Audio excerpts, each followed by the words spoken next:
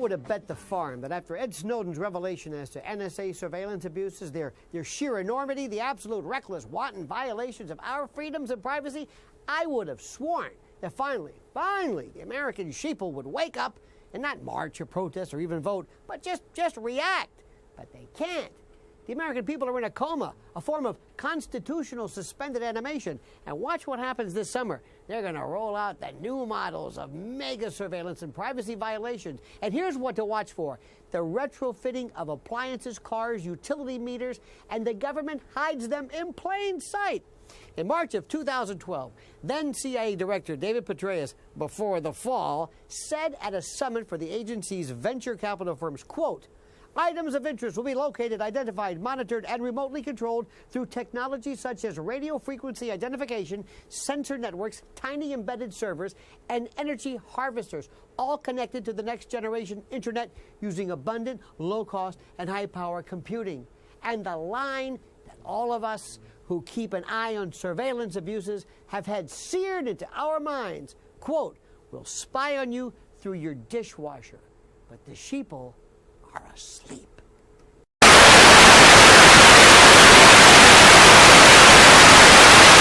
There's an agency in the federal government that very few people know anything about. It's called the National Security Agency. This agency was created in 1952 by President Truman by executive order, supposedly in order to streamline intelligence agencies, so the president might have a little more control. Since then, the National Security Agency has grown to be a monstrosity. I've been writing on this agency for over 20 years, watching it grow and grow and grow as much as we can find out about it. We don't know how many employees it has. We know that maybe 40% of the employees are military. We don't know its budget, although we do know that it's probably one of the most highly funded agencies in the federal government with billions upon billions of dollars. Now, the National Security Agency, which is there to basically screen phone calls of terrorists and foreign enemies, has turned inward and is now basically collecting information on every American citizen. But now it has a new crown jewel. This facility is being erected in the small town of Bluffdale, Utah.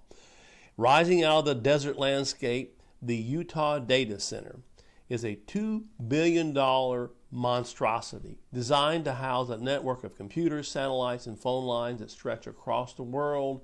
It will serve as the hub of the National Security Agency's vast spying infrastructure. It's 5 times the size of the United States Capitol. It's the clearinghouse and the depository for every imaginable kind of information, whether private, non-private, any kind of communications. Anything that you do electronically is going to be recorded. They'll know what you eat, who you talk to, your text messages will be screened. They're all going to be put in an electronic file. And here's the thing, folks. If as a 10-year-old or a 15-year-old you do something incredibly stupid on Facebook, making a weird pose or pretending like you're smoking a marijuana joint, just pretending. Years later, if you want to be a judge, a federal judge, when you are before the nomination process, all those records are going to come up. Even the books you've purchased over the years, maybe online now because everything's electronic. Everything can be used against you. Incredibly, it is estimated that the NSA has collected at least 20 trillion, let me say it again, 20 trillion phone calls of American citizens since 9/11. And when everybody was complaining about Bush and the warrantless wiretapping and stuff the NSA was doing on American citizens, President Obama was criticizing all that. He came into the office, but lo and behold, President Obama is just as bad as George Bush. As Yale law professor Jack Balkin notes, we are witnessing the bipartisan normalization and legitimization of the national surveillance state. Obama has systematically adopted policies consistent with the second term of the Bush administration. Everything that George Orwell wrote about, or Aldous Huxley wrote about in A Brave New World, is coming to pass. As I've said, it looks like the government is taking George Orwell's book 1984 and putting it into practice. One thing that we have to understand is, and I'm not impugning anybody that works for the NSA or their agents, there are good and bad people in every governmental body. What I'm saying here is, and we have to understand this, technology has essentially become autonomous, and technology has become ideology, the ideology of control. Besides all these gadgets that the NSA has, you have to realize the government has mobile body scanners that can go by your home and watch us. So what we're becoming is the watch society. There's two classes of people now, the non-watched and the watched. Sooner or later, though, the non-watched are going to be the watched, and I'm talking about government agents. You're not going to be able to get away from it. So privacy, as we've known it, is going to be lost. And folks, I think it's already been lost. So what can we do? You should be screaming at your so-called representatives. How come they're not telling us about these things? They're not alerting us. We're finding out about it from former NSA agents. Why are they not having oversight on this? Why don't we know how much money these people are spending? How come we don't know how many employees they have? This is supposed to be a government governed by the Constitution and rule of law. There's supposed to be transparency in a democracy. Well, folks, it looks like we don't have a democracy.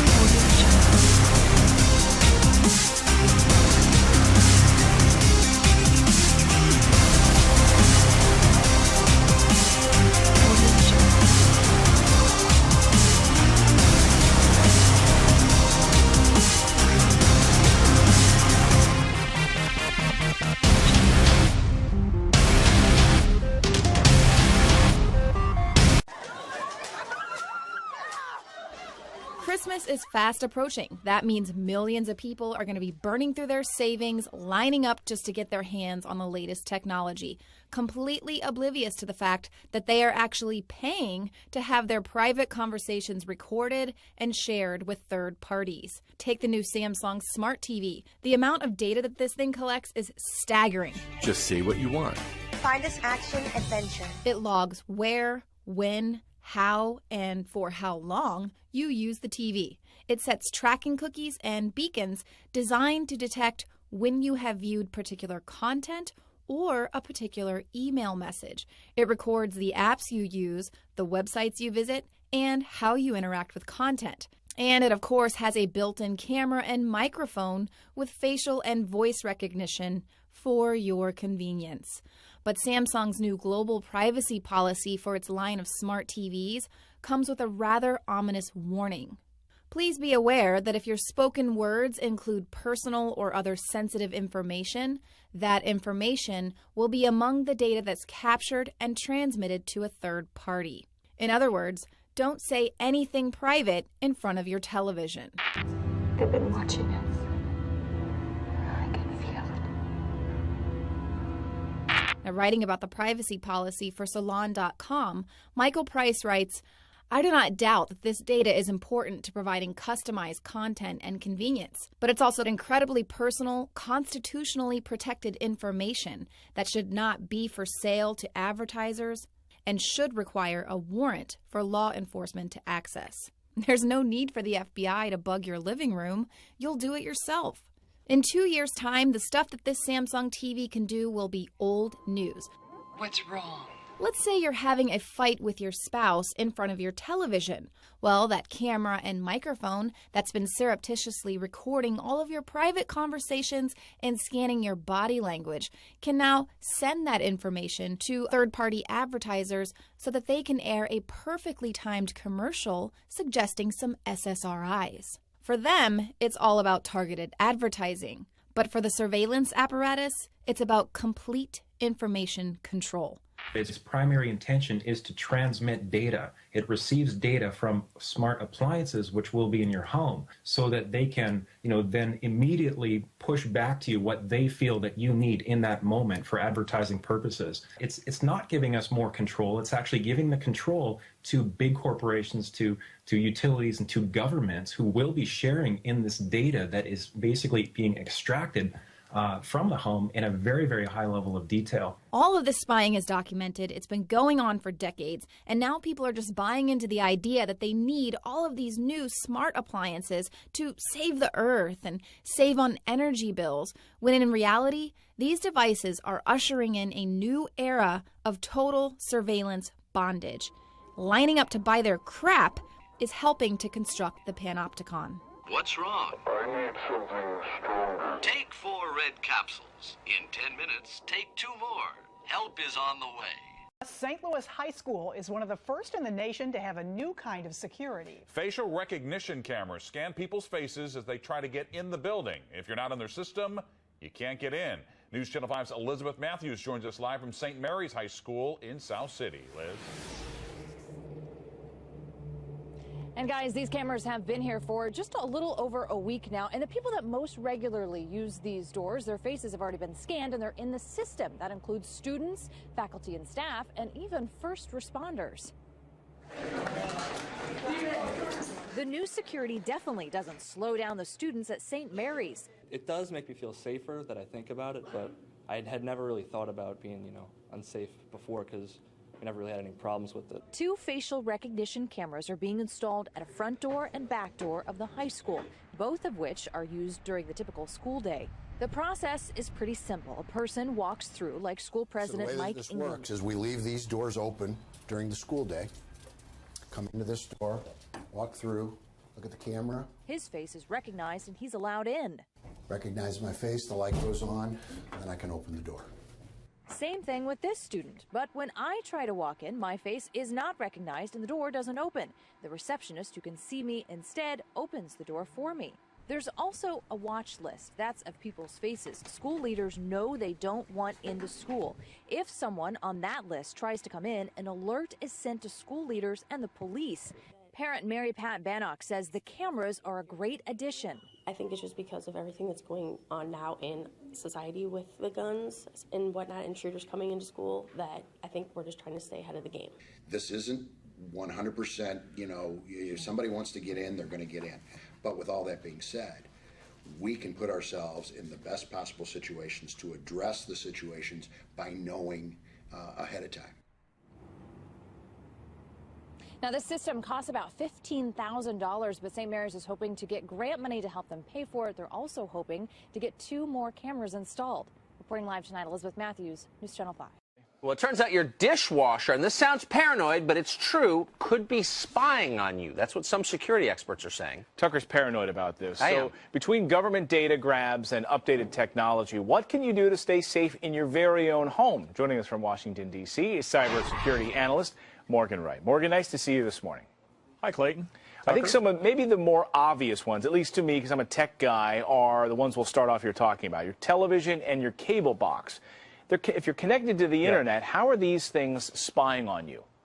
Look, and spy may be a little bit of an overreach unless you get to the point of where many companies, Verizon, AT&T, a lot of these folks have patented technology now that they will be introducing later to be able to listen in on conversations. Of course, you have to give consent and hear things about keywords so that they can serve up ads and marketing data and things like that.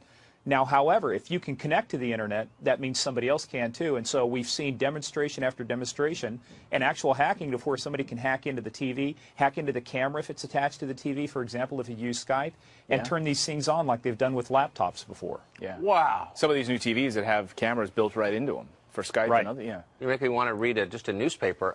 Now, dishwasher, dryer, and coffee maker. You're sending me into a frenzy of paranoia here. How are these devices spying on me? Well, remain calm, Tucker. It's not going to happen yet. It's not the takeover. However, but it's not so much, what it is, it gets down to, it's how much of our personal life can somebody learn about our habits, when we come, when we go, what time do we get up in the morning. A lot of these things may seem trivial to some folks, but if I can access that data, if I become a burglary ring, a high-tech burglary ring, and I can start scanning vulnerabilities and look for when do coffee makers go on and when do they go off, when do you turn down the air conditioner because you're leaving for the day, I can start getting a profile of users without having to go out and do what burglars traditionally did, which is watch people or stand out in the neighborhood. That increases my risk of detection. So these things start becoming automated. Which comes to our third point here. I have some of these things in my house. I was just telling Tucker in the commercial break. We have a Nest, which is our thermostat. It's a learning thermostat. Right. It knows your patterns. It knows when you're home. It knows when you're away.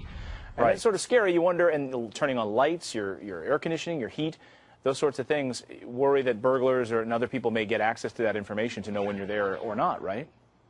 Right. And again, it's all about building a profile, but at the same time, this information can also be used by marketers, by other people to determine what are your preferences, what can I sell you. But then that information, now think about the other side, being a former detective, I would start looking for that information from a law enforcement side to say, are they running a grow operation for marijuana? Are they doing something illegal? Do I see abnormalities? Can I scan and find abnormalities and say, why is this guy using more power than anybody else? I mean, it does provide a host of information that the government eventually could use as well. We took a commercial washing machine and we replaced the system board of the washer with a full NXP-based solution. As an example, how you can apply our products in white good appliances. So I can show you the system management board that's in this washer here. And basically it contains our power supply, a low active standby power of 10 milliwatts, our microcontroller solution, the ARM Cortex-M0 based microcontroller that directly drives the triacs for all the valves, the pumps and the motor. Next, it contains an RFID interface for clothes detection or maintenance operations. And this all makes it possible that your washer is more energy efficient and also aware of its environment. Because if you would tag all your clothes with RFID tags like these, the washer could detect when you put your clothes in the drum what kind of fabrics you put in there. That could be that you distinguish between colored or whitewash. It could also be that for special kinds of fabrics like silk, you don't want to have you want to have a special program. That's one of the examples of such a smart appliance concept. Now, by using this 32-bit microcontroller, you also can do smarter things. The washing machine can measure its own energy consumption, which is very interesting in smart grid applications. Additionally, you can have a service interface in where you, instead of having an infrared or a wired connection, you can use an Android smartphone to read out the status of the machine. So if you then would touch, you get the status of the washer back, and that means you can do all kinds of interesting things.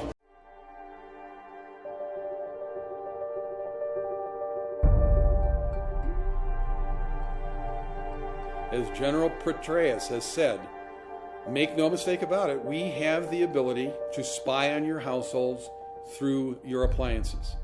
And if we have that ability, we probably will use it. I mean, this is control freakery. It is the wet dream of the technocrats. People who live locked in a left brain construct. Last year we discovered that Verizon have a patent for a piece of technology that they're calling the Smart TV Detection Zone. And this product will sit next to your television and be capable of eavesdropping on your conversations whilst you're watching TV. So we'll be able to determine, for example, who's in the room, who's watching TV, what you're talking about, and how you're talking about it. How far does that go? Where does it stop? At what point do we draw the line and say no?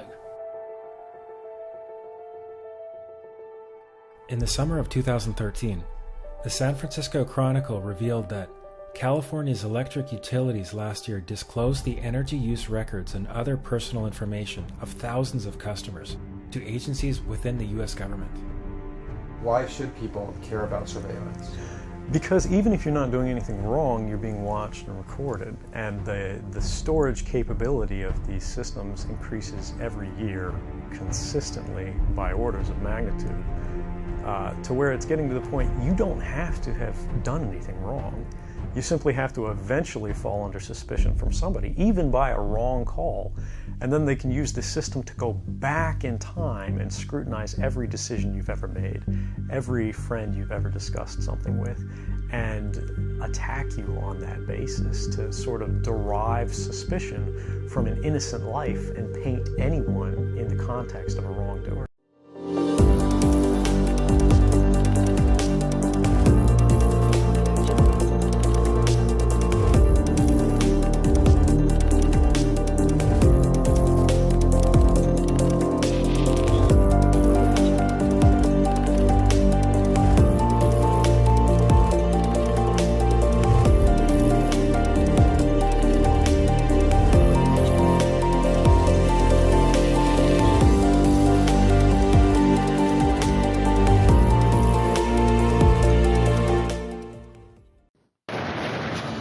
It's a technology that most people only know from the movies. Also PPKS 9mm short. It's been coded to your palm print so only you can fire it. Less of a random killing machine, more of a personal statement. They're known as smart guns, personalized handguns that can only be fired by the authorized user, turning the movies into a new reality. Take the Armatix IP-1 pistol.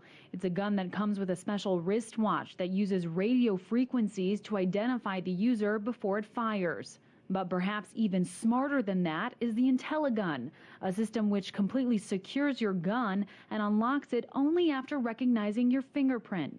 And while those weapons are already available on the market, the fully operational James Bond-like technology is currently in the works. That said we could understand who you were literally by the way that you gripped the gun while you were pulling the trigger. And so it was the most unobtrusive of all approaches because we are identifying you by the characteristic, the biometric of your pressure pattern. It's a biometric system that's being developed by the New Jersey Institute of Technology.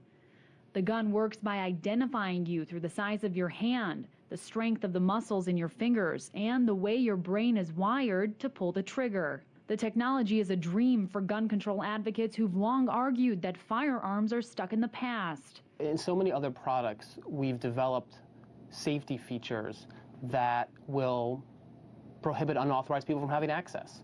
We have a thumbprint to authorize our our cell phones, we use thumbprints to open safes. But for some reason with handguns, we want to use technology that's 50 to 100 years old. Smart gun proponents say the new technology could help save lives. The latest gun death figures out of the Center for Disease Control and Prevention show that in 2010, there were more than 30,000 deaths from firearms. 61% of those were from suicides and 35% homicides. But regardless of the staggering numbers, so far gun rights advocates have vehemently rejected the sale of any kind of smart gun in the U.S. In fact, Engage Armament, a gun shop here in Maryland, was supposed to become the first seller to offer the specialized gun. But after severe bullying and even death threats, the owner decided to pull the gun from the shelf. Analysts say that outrage stems out of fear over a controversial New Jersey gun law. In 2002, the state passed a trigger law mandating that all handguns be personalized within 3 years of a smart gun going on sale anywhere in the U.S. Many gun owners are against any legislative mandates on what kind of gun has to be purchased, and they worry that the New Jersey law could one day be adopted across the country. Opponents have also expressed concern that adding technological features could make the gun less effective. RFID technology, biometric technology, all these technologies have issues with them on reliability. And if you're using the firearm either to carry out law enforcement responsibilities or military responsibilities or civilian self-defense, failure is not an option. It has to work. But proponents point to the states where smart guns are already meeting reliability standards. Last year, California, the state that employs some of the most rigorous firearm testing, approved the Armatix IP1. Right now, many states are looking to offer safer firearm options, and even though smart guns were developed with public safety in mind, their implementation may take longer than intended, with the technology battling through the nation's political debate on guns. In Rockville, Maryland, Amira David, RT.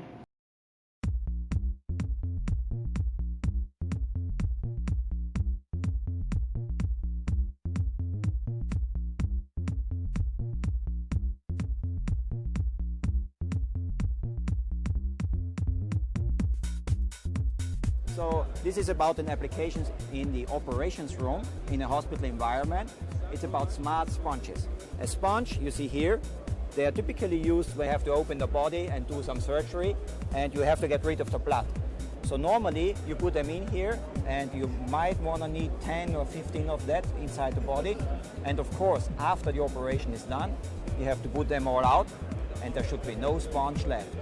Now, unfortunately, sometimes it happens that one sponge is not found and it's still inside the body and the body is closed and that's very bad. What has this company here involved, and it's actually done with our chip, a smart sponge. A smart sponge using our chips, NXP Rfid chips, it's actually the ICO chip inside here. The company ClearCount developed a system that makes use of smart sponges, basically having an automatic way of counting the sponges that are used in the operations room, and later on, when the operation is done, counting them again automatically by using our Rfid, and then checking if all sponges are out of the patient or not. So when the operation starts, the sponges that are used are scanned in here. So I put the on button here, it says ready to count. So I have to put an active button here, scan in, so I push it, and now they have some sponges in here. I sweep it over and they are counted. So that means the operations room knows there are 5 sponges which are in use in the operations room. So later on, when it's done, we have to find these 5 sponges again. At the end, when everything is done, put the sponges into the waste bin, which is an RFID waste bin. I just bring them in, and actually it checks them, and in this case everything was fine. 5 in, 5 out, everything's fine, nothing left in the patient. And then they scan with the smart band and check if they can read through the whole body. So that's kind of a safety measure.